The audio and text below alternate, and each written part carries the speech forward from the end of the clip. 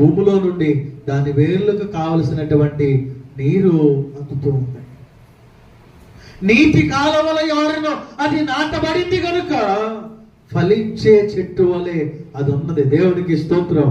ఆ నీరు దేవుని వాక్యానికి, ఆ నీరు దేవుని సహవాసానికి సాదృశ్యంగా ఉంది.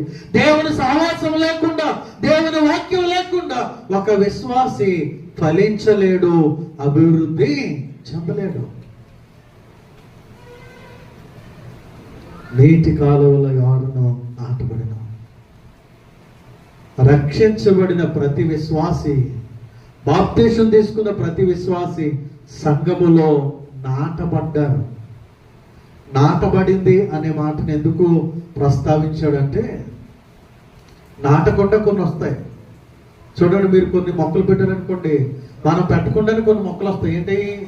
పిచ్చి మొక్కలు వస్తాయి, మొండ్ల మొక్కలు వస్తాయి, దొరదగొండలు వస్తూ ఉంటాయి. అవి మనం నాటలేదు.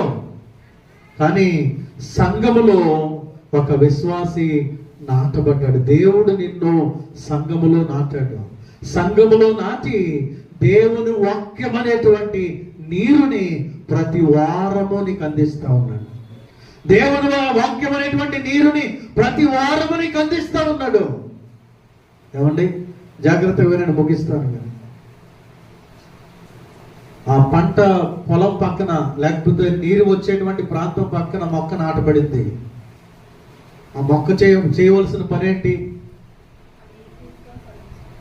నీరు సమృద్ధిగా వెళ్తా ఉంది. మొక్క పని ఏంటి చెప్పండి? మొక్క అలా కాలు మీద కాలేసి కూర్చుంటుందా? ఆ మొక్క పని ఏంటంటే ఆ నీటిని పీల్చుకోవాలి, గ్రహించుకోవాలి, తీసుకోవాలి. అది నీటిని తీసుకోనంత వరకు, అది సముద్రం పక్కనున్నా, గోదావరి పక్కనున్నా, నిత్యము ప్రవహించేటువంటి ఏర్ల పక్కనున్నా కూడా అది నీటిని తీసుకోనంత వరకు అది ఏమైపోతుందంటే ఎండిపోతుంది, బలహీనమైపోతుంది, కొన్ని రోజులకి చచ్చిపోతుంది. ఆ మొక్క యొక్క బాధ్యత నీటిని తీసుకోవడం. ఆ మొక్క నీవు, నేను, మనము. మన బాధ్యత దేవుని వాక్యాన్ని విని దానిని అనుసరించి నడుచుకోవాల్సినటువంటి బాధ్యత మనది. దేవుని వాక్యం అందించబడతా ఉన్నది, దేవుని వాక్యం ప్రకటించబడుతూ ఉన్నది, దేవుని వాక్యం సమృద్ధిగా మనకి అందించబడతా ఉన్నప్పుడు ఒక మొక్క వలె, దేవుని బిడ్డ వలె నీ యొక్క, నా యొక్క బాధ్యత ఏంటంటే ఆ వాక్యాన్ని గ్రహించుకోవాలి, ఆ వాక్యాన్ని తీసుకోవాలి, ఆ వాక్యాన్ని అనుసరించి మనం నడుచుకోవాలి. అప్పుడు